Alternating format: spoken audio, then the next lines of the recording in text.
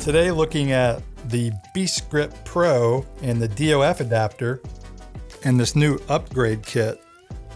You got to have this to use the 12 Pro Max because otherwise you can never get focus.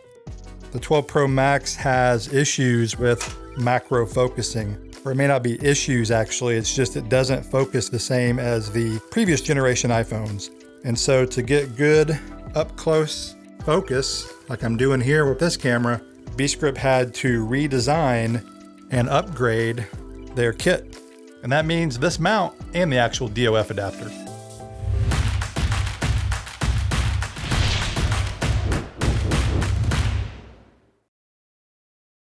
All right, so for those that don't know, this is the Beastgrip DOF MK2. This is a depth of field adapter. You connect this to either a Beastgrip Pro or to their Beast Cage, and then you can get authentic, organic, shallow depth of field. And it works surprisingly well, especially on tighter shots. I don't love it on wide shots, you get vignetting, but with tighter shots, this looks really good.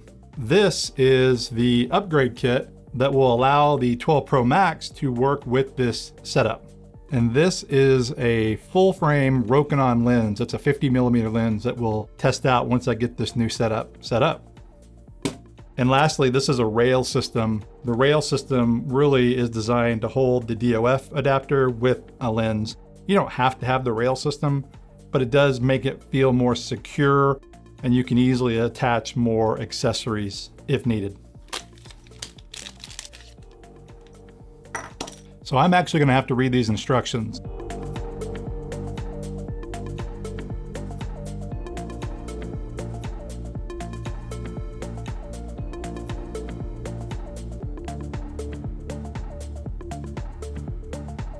All right, so now I swapped out these two mounts, more or less is what this is. This is the old one. I'll keep this. Now I'll reassemble this.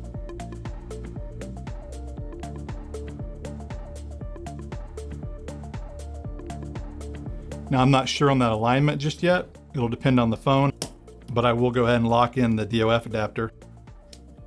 All right, now here is the 12 Pro Max, and I will install the phone. You gotta take your case off, at least that's what I always do.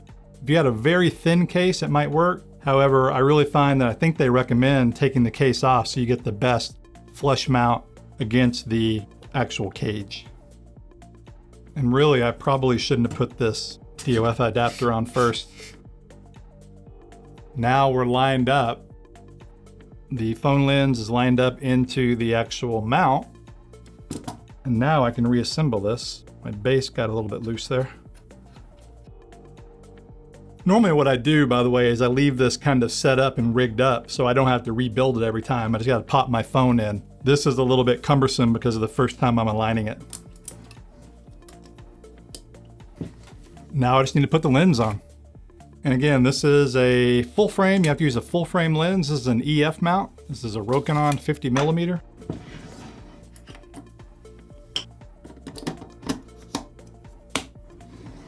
And so there you go. Now we're set up and ready to go give it a test.